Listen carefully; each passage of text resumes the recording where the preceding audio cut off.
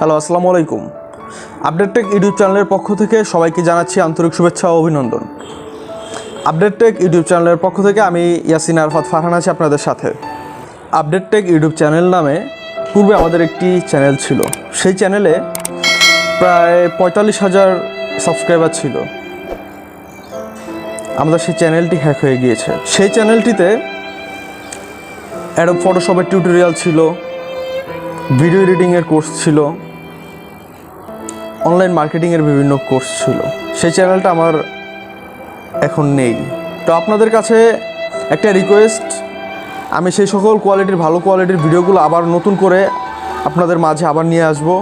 আপনারা আশা করি আমার ভিডিওগুলো দেখবেন এবং সবাই আমার এই চ্যানেলটিতে সাবস্ক্রাইব করে আমাদের পাশেই থাকবেন। এবং এখন থেকে আপনারা যেভাবে ভিডিও চাইবেন, কমেন্ট বক্সে যে কোনো ক্যাটাগরির ভিডিও কমেন্ট বক্সে কমেন্ট করে জানাবেন। তাহলে আমি আপনাদের কমেন্টের উপর ভিত্তি করে সেই ক্যাটাগরির ভিডিওগুলো আবার রিআপলোড করব ইনশাআল্লাহ। আজকে আমাদের আলোচ্য বিষয় হচ্ছে কিভাবে আমরা একটি পাসপোর্ট সাইজের ছবি তৈরি করতে পারবো। অনেক সফটওয়্যার দিয়ে দেখায়। আজকে আমরা আলোচনা করব অ্যাডোব সিসি 2017 অথবা অ্যাডোব ফটোশপ CS6 দিয়ে কিভাবে আমরা পাসপোর্ট সাইজের ছবি তৈরি করতে পারি।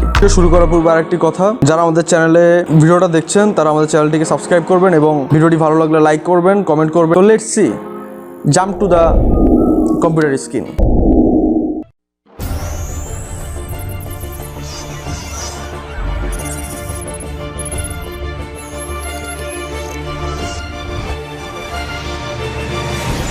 আপনারা দেখতে পাচ্ছেন আমার কম্পিউটার অ্যাডোব ফটোশপ CS6 ভার্সনটি ওপেন অবস্থায় আছে।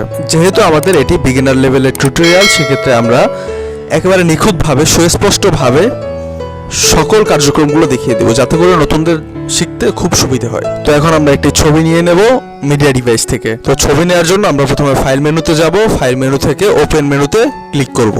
দেন আমরা ফাইল থেকে যে কোনো একটি ছবি নিয়ে নেব। তো সেক্ষেত্রে আমার ছবিটি আছে ডেস্কটপ ফাইলে। তো আমরা ডেস্কটপে ক্লিক করে ছবিতে ক্লিক করব। দেন আমাদের নির্দিষ্ট ফাইলটি ফটোশপে ওপেন হয়ে যাবে। ছবি ইম্পোর্ট করা হয়ে গেলে আমাদের পরবর্তী কাজ হচ্ছে ছবি ক্রপ করা। যে কোনো ছবির সাইজ করার জন্য ক্রপ টুল ব্যবহার করা হয়। ক্রপ আইকনে ক্লিক করার পরে আমরা উপরে বক্সের আইকনে ক্লিক করব এবং সেখান থেকে আমরা কাস্টম থেকে হোয়াইট হাইট অ্যান্ড রেজুলেশন এই অপশনটিতে ক্লিক করব। ক্লিক করার পরে একটি পপ আপ মেনু আমাদের সামনে উপস্থিত হবে এবং সেখানে আমরা 39 বা 39 এবং ইঞ্চি থেকে ওখানে মিলিমিটার করে দেব। ওয়েট দেব 49 বা 49 মিলিমিটার এবং নিচে আমরা রেজুলেশন দেব 300 বা 300। দেন এন্টার। তারপরে আমরা ক্রপ টুলের সাহায্যে ছবিটিকে সোজা করে কেটে নেব। তারপর আমরা লক্ষ্য করব ছবির ফেসের দিকে। ফেসটা যদি কালো হয় তাহলে আমরা ফেসটা সাদা করার জন্য কিবোর্ড থেকে Ctrl+M ক্লিক করব। দেন আমাদের সামনে কার্ভসের অপশনটি চালু হয়ে যাবে। একটি পপ আপ মেনুতে কার্ভসের অপশনটি চলে আসবে এবং এর মধ্যখানে চিকন একটি দাগের মতো দেখতে পাচ্ছি। সেটার মাঝখানে আমরা একটি ক্লিক করে সেটাকে উপর নিচ করলেই, উপরের দিকে করলেই ফেসটা সাদা হবে এবং নিচের দিকে দিলে ফেসটা কালো হয়ে যাবে। এভাবে আমরা যার যতটুকু প্রয়োজন সেভাবে অ্যাডজাস্টমেন্ট করে নেব। তারপর কিবোর্ড থেকে Ctrl+L বা লেভেলসে ক্লিক করব। লেভেলসের মাঝখানে যে অ্যাঙ্কর পয়েন্টটি আছে সেটা ডান দিকে নিলে ছবিটি কালো হয়ে যাবে এবং বাঁ দিকে নিলে ছবিটি হোয়াইট বা সাদা হয়ে যাবে। যার যতটুকু প্রয়োজন ততটুকুই দিবেন। এরপরে আমরা যাব উপরে ইমেজ অপশনে। ইমেজ থেকে অ্যাডজাস্টমেন্ট এবং অ্যাডজাস্টমেন্ট থেকে নিচে এসে সিলেক্টিভ কালার অপশনে ক্লিক করব। দেন আমাদের মাঝে একটি পপ আপ মেনু চলে আসবে। তারপরে এখানে ফেস এবং ড্রেস আপের সাথে মিল করে লাল এবং পরবর্তীতে ব্ল্যাক কালার অ্যাডজাস্টমেন্ট করে ছবিটাকে সুন্দর করার চেষ্টা করব। তারপরে আমরা ফেসটাকে স্মুথ করার জন্য ব্লার অপশনে ক্লিক করে ব্লার টুলটা নেব। তারপরে সম্পূর্ণ ফেসে আমরা এই টুলটি দিয়ে পুরো ফেসটিকে ব্রাশ করে নেব। তারপরে আমরা দেখতে পাবো আমাদের ফেসটা অনেকটা স্মুথ এবং সুন্দর হয়ে যাচ্ছে।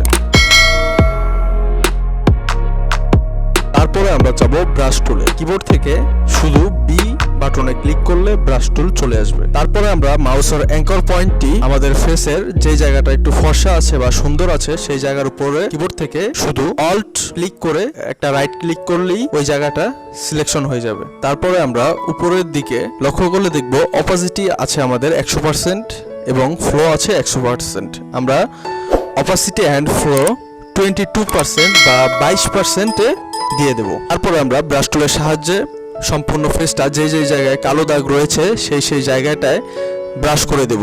তাহলেই আমরা দেখতে পাবো যে আমাদের ফেসটা সম্পূর্ণই ফর্সা হয়ে গিয়েছে।